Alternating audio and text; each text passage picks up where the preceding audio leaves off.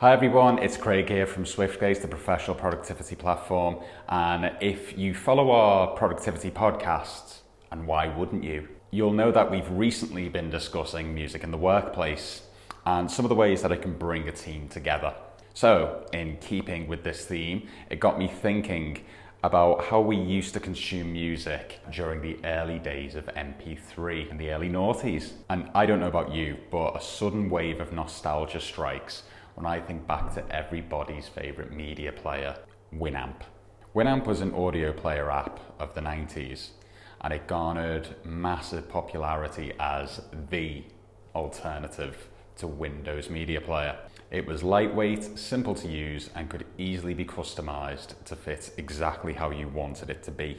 WinAmp was, in some respects, the all-in-one solution for millions of music lovers around the world. You knew as soon as it started up for the first time, and you get hit by that sample slogan audio. WinAmp. It really whips the llama's ass. You were onto a winner.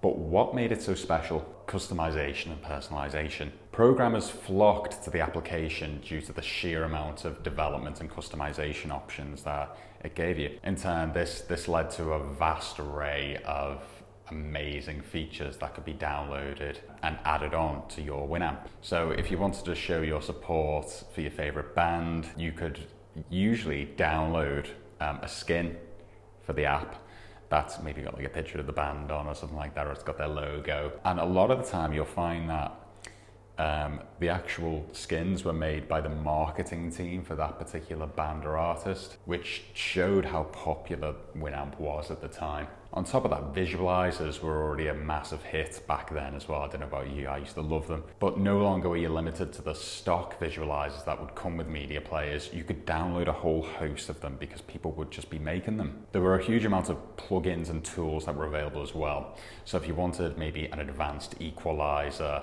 or you wanted to hook it up into your favorite game while you're playing it and control it within the game, all those opportunities were there. You could do just about anything with it. Next, it was way ahead of its time. It wasn't just the vast array of customization options or any of the plugins or anything like that that made it the king of music. It was really, really ahead of its time. WinAmp made streaming music available in the early stage of its life via the Shoutcast radio. And you could stream both audio and video. And in the early noughties, it wasn't a huge thing this at the time. Like YouTube wasn't around, and obviously you didn't have Spotify or Apple Music or anything like that. On top of the streaming functionality, there were so many options in terms of configuring it to the way that your sound setup worked. And you could also configure it to your sound card as well.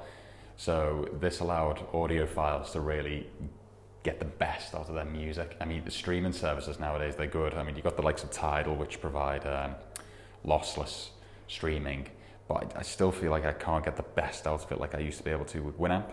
Also, it had a fantastic workflow. It was amazing at providing the ability, using the smart playlisting, to curate playlists for you, which again, very ahead of its time. You could use the built-in smart views as well to make it fit exactly how you wanted it to.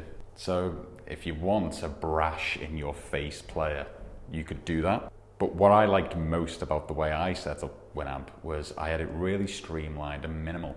So it didn't get in the way of anything. So I can focus on what I want, and the music is in the background. And as it was very lightweight on system usage as well, unlike the likes of iTunes and Windows Media Player was at the time, I just thought it was probably the perfect solution. So what happened to WinAmp then? Well, like many unicorns of the 90s, the developers, Nullsoft, which was originally composed of just 4 developers, had an overwhelming success on their hands. And in the end, they were acquired by a corporate heavyweight in AOL. So with millions of dollars behind it, why didn't WinAmp push on?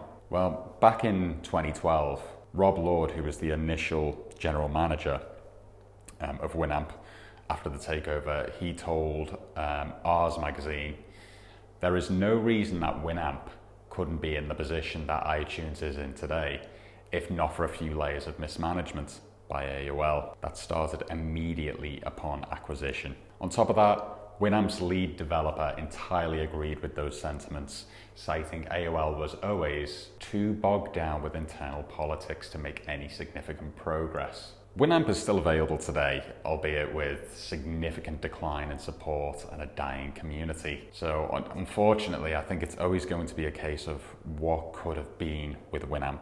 And perhaps another business story of too many cooks spoiled the broth. But regardless, I look back at WinAmp with fond memories. It was the tool of choice in the dawning of a new, exciting era of digital consumption when it comes to music. And their features continue to inspire the giants of the music app world today. So thank you, WinAmp. You really did whip the llama's ass. Thanks everyone for watching. I've been Craig, Development Manager at SwiftCase. Don't forget to subscribe to SwiftCase below. If you're interested in more videos about tech, maybe a few more walks down memory lane, check us out on swiftcase.co.uk for more information about some of the stuff that we do. Check us out on social media at SwiftCase UK. Have a great rest of the day.